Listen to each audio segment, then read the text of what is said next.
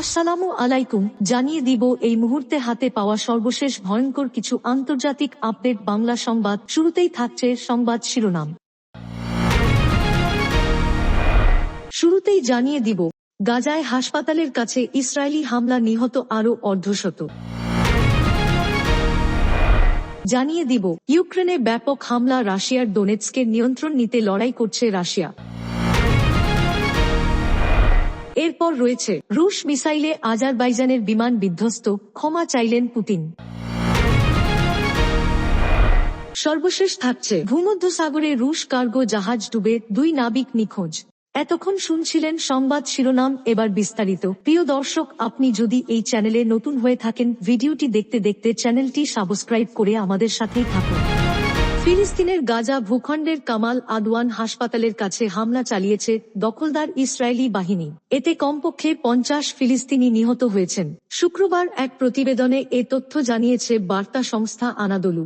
আনাদোলুর প্রতিবেদনে বলা হয়েছে, উত্তর গাজা উপত্যকায় কামাল আদওয়ান হাসপাতালের সদর দপ্তরের বিপরীতে একটি ভবনে গত বৃহস্পতিবার ইসরায়েলি বিমান হামলায় অন্তত 50 ফিলিস্তিনি নিহত হয়েছেন, যার মধ্যে 3 জন চিকিৎসা কর্মীও রয়েছেন। হাসপাতালটির পরিচালক হুসাম আবু সাফিয়া এক বিবৃতিতে বলেছেন, ইসরায়েলি যুদ্ধবিমান থেকে বোমা হামলার পর বেইত লাহিয়া প্রজেক্ট এলাকায় কামাল আদওয়ান হাসপাতালের বিপরীতে একটি ভবনের ধ্বংসস্তূপের নিচে আমাদের 3 জন মেডিকেল স্টাফ সহ প্রায় 50 জন শহীদ হয়েছেন। আবু সাফিয়া আরও বলেন, যে ভবনটিতে ইসরায়েল হামলা চালিয়েছে, সেটিতে হামলার শিকার মেডিকেল স্টাফরা তাদের পরিবার নিয়ে বাস করতেন। নিহতদের মধ্যে একজন শিশু বিশেষজ্ঞ, একজন ল্যাব টেকনিশিয়ান, 2 জন অ্যাম্বুলেন্স কর্মী ও রক্ষণাবেক্ষণ কর্মীদের একজন সদস্য রয়েছেন। তিনি আরও বলেন, চিকিৎসা কর্মীরা হামলার শিকার ওই ভবনে উপস্থিত ছিলেন, কারণ তারা তাদের পরিবার নিয়ে সেখানে থাকতেন। তিনি নিহত কর্মীদের শনাক্ত করেছেন, যাদের একজন আহমেদ শামুর, তিনি একজন শিশুরোগ বিশেষজ্ঞ। এছাড়া হামলায় নিহত ইসরা একজন ল্যাবরেটরি টেকনিশিয়ান এবং ফারিস নামে এক ব্যক্তিও রয়েছেন, যিনি হাসপাতালের রক্ষণাবেক্ষণ প্রযুক্তিবিদ। উল্লেখ্য, গত বছরের 7 অক্টোবর হামাসের নজিরবিহীন আন্তঃসীমান্ত হামলার পর থেকে ইসরায়েল গাজা উপত্যকায় অবিরাম বিমান ও স্থল হামলা চালিয়ে যাচ্ছে। ইসরায়েলি এই হামলায় হাসপাতাল, স্কুল, শরণার্থী শিবির, মসজিদ, গির্জাসহ হাজার হাজার ভবন ক্ষতিগ্রস্ত বা ধ্বংস হয়ে গেছে। এছাড়া ইসরায়েলি আগ্রাসনের কারণে প্রায় 20 লাখেরও বেশি বাসিন্দা তাদের বাড়িঘর ছাড়তে বাধ্য হয়েছেন। মূলত ইসরায়েলি আক্রমণ গাজাকে ধ্বংসস্তূপে পরিণত করেছে। জাতিসংঘের মতে, ইসরায়েলের বর্বর আক্রমণের কারণে গাজার প্রায় 85% ফিলিস্তিনি বাস্তুচ্যুত হয়েছেন। আর খাদ্য, বিশুদ্ধ পানি এবং ওষুধের তীব্র সংকটের মধ্যে গাজার সবাই এখন খাদ্য নিরাপত্তাহীন অবস্থার মধ্যে রয়েছেন। এছাড়া অবরুদ্ধ এই ভূখণ্ডের 60% অবকাঠামো ক্ষতিগ্রস্ত বা ধ্বংস হয়ে গেছে। এমন অবস্থায় গত মাসে গাজায় যুদ্ধাপরাধ ও মানবতাবিরোধী অপরাধের জন্য ইসরায়েলের প্রধানমন্ত্রী বেনিয়ামিন নেতানিয়াহু ও দেশটির সাবেক প্রতিরক্ষামন্ত্রী ইয়োব গ্যালান্টের বিরুদ্ধে গ্রেপ্তারি পরোয়ানা জারি করে আন্তর্জাতিক অপরাধ আদালত আইসিসি। অন্যদিকে আন্তর্জাতিক বিচার আদালতে গণহত্যার অভিযোগে এরই মধ্যে অভিযুক্ত হয়েছে দখলদার দেশ ইসরায়েল। তবে নেতানিয়াহু স্পষ্টভাবে জানিয়েছেন, হামাসকে পুরোপুরি দুর্বল ও অকার্যকর করা এবং জিম্মিদের মুক্ত করার আগ পর্যন্ত অভিযান চলবে গাজায়। ইউক্রেনে ব্যাপক হামলা চালিয়েছে রাশিয়া। দেশটির আরও একটি গ্রামের দখল নিয়েছে রুশ বাহিনী। গতকাল সোমবার মস্কোর পক্ষ থেকে এমনটাই দাবি করা হয়েছে। মস্কো জানিয়েছে, তারা ভেলিকা নোভোসিলকা শহরের কাছাকাছি অবস্থিত ইউক্রেনের পূর্বাঞ্চলীয় স্টোরোজেভোয়ে গ্রামের দখল নিয়েছে।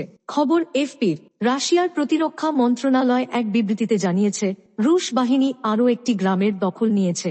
স্টোরোজেভোয়ে হিসেবে গ্রামটির নাম উল্লেখ করা হয়। পূর্ব ইউক্রেনের দোনেৎস্ক অঞ্চলের পূর্ণ নিয়ন্ত্রণ নিতে লড়াই অব্যাহত রেখেছে রাশিয়া। এর আগে গত শনিবার রুশ প্রতিরক্ষা মন্ত্রণালয় জানায়, তারা কোস্তিয়ান্তিনোপলসকে গ্রাম দখল করেছে। রাশিয়া ওই গ্রামটিকে ওস্ত্রোভস্কি নামে উল্লেখ করেছে। গ্রামটি কুরাখোভ শহরের 10 কিলোমিটার দক্ষিণ পশ্চিমে অবস্থিত। সে সময় ইউক্রেনের মানচিত্র বিশ্লেষণকারী দল ডিপস্টেট জানায়, রাশিয়ার সেনারা কুরাখোভ শহরে আক্রমণ চালিয়ে ঘিরে ফেলার চেষ্টা করছে।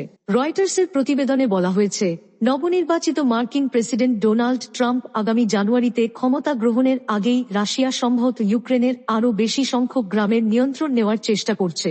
নির্বাচনের আগেই রিপাবলিকান প্রার্থী ডোনাল্ড ট্রাম্প ইউক্রেন রাশিয়ার যুদ্ধ বন্ধ করার প্রতিশ্রুতি দিয়েছেন। সে কারণে তিনি ক্ষমতায় আসার আগেই রাশিয়া ইউক্রেনে আরও তীব্রভাবে হামলা চালাচ্ছে।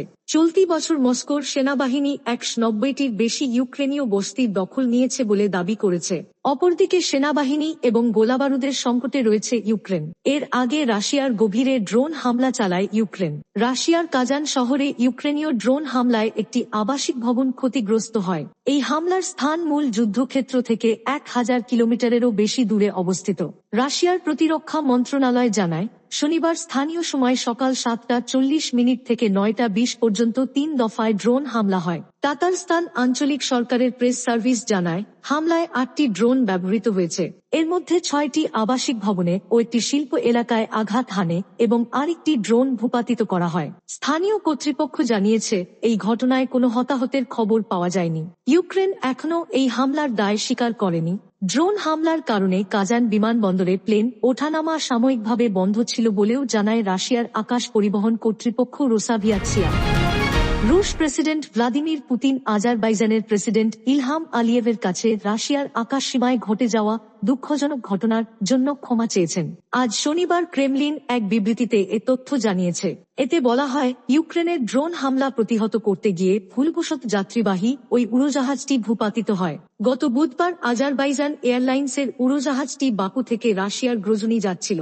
তবে গন্তব্যে পৌঁছানোর আগেই কাজাখস্তানের আক্তাউয়ের কাছাকাছি একটি স্থানে বিধ্বস্ত হয়। বিধ্বস্ত হওয়ার আগে উড়োজাহাজটি জরুরি অবতরণের জন্য অনুরোধ করেছিল। এই ঘটনায় আজারবাইজান এয়ারলাইন্সের উড়োজাহাজে থাকা 60 জন যাত্রী ও ক্রুদের মধ্যে অন্তত 38 জন নিহত হন।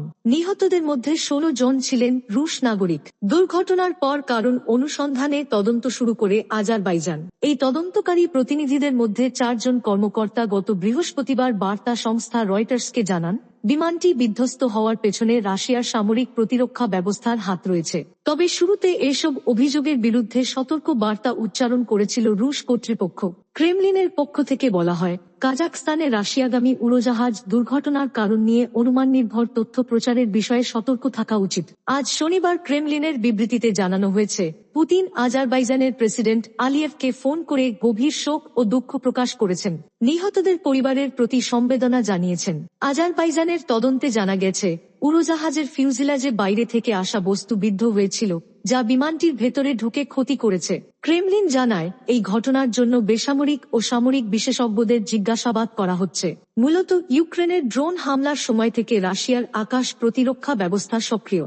এই দুর্ঘটনার পর বোঝা যায়, যুদ্ধক্ষেত্র থেকে শত মাইল দূরে থাকা সিভিল এভিয়েশনও রাশিয়ার আকাশ প্রতিরক্ষার ঝুঁকিতে পড়তে পারে। তবে এ ধরনের ঘটনা এর আগেও ঘটেছে। 2014 সালে মালয়েশিয়া এয়ারলাইন্সের একটি ফ্লাইট ইউক্রেনের আকাশে রুশ ক্ষেপণাস্ত্র দ্বারা ভূপাতিত হয়। 2020 সালে একটি ইউক্রেনীয় বিমান গুলি করে ভূপাতিত করে ইরানের বিপ্লবী গার্ড। স্পেন ও আলজেরিয়ার মাঝামাঝি ভূমধ্যসাগরে উর্সা মেজর নামে একটি রাশিয়ান কার্গো জাহাজ ডুবে গেছে। ইঞ্জিন রুমে বিস্ফোরণের ফলে জাহাজটি ডুবে গেছে বলে জানিয়েছে রাশিয়ার পররাষ্ট্র মন্ত্রণালয়। ব্রিটিশ সংবাদ মাধ্যম দ্য গার্ডিয়ানের প্রতিবেদন থেকে জানা যায়, জাহাজের 16 ক্রুর মধ্যে 2 জন এখনও নিখোঁজ। 2009 সালে নির্মিত উর্সা মেজর জাহাজটি ওবরন লজিস্টিকা নামে একটি কোম্পানির মালিকানাধীন, যা প্রতিরক্ষা মন্ত্রণালয়ের সামরিক নির্মাণ কাজের জন্য ব্যবহৃত হতো। রাশিয়ার সেন্ট পিটার্সবার্গ বন্দর থেকে যাত্রা শুরু করা জাহাজটি দূরপ্রাচ্যের ভ্লাদিভস্তক বন্দরে পৌঁছানোর কথা ছিল। 2টি বিশাল ক্রেন ও নতুন আইস ব্রেকারের যন্ত্রাংশ বহন করছিল জাহাজটি। স্প্যানিশ সংবাদ মাধ্যম এল এসপানোল জানিয়েছে, উদ্ধারকৃত নাবিকদের স্পেনের কার্টাজেনা বন্দরে আনা হয়েছে। স্প্যানিশ নৌবাহিনী একটি জাহাজ সহ বেশ কয়েকটি উদ্ধারকারী জাহাজ নাবিকদের উদ্ধারে অংশ নিয়েছে। রাশিয়ার পররাষ্ট্র মন্ত্রণালয়ের ক্রাইসিস সেন্টার বিস্ফোরণের কারণ সম্পর্কে কোনো তথ্য জানায়নি। রুশ বার্তা সংস্থা আরআই জানিয়েছে, স্পেনে রাশিয়ান দূতাবাস এই ডুবির কারণ তদন্ত করছে এবং স্থানীয় কর্তৃপক্ষের সঙ্গে যোগাযোগ করছে। এই জাহাজটি আগে স্পার্টা 3 নামে পরিচিত ছিল, যদিও এবারের যাত্রায় ভ্লাদিভস্তক যাওয়ার ঘোষণা দিয়েছিল। তবে যাত্রার পরে এটি সিরিয়ার টার্তুস বন্দরে ভিড়েছিল।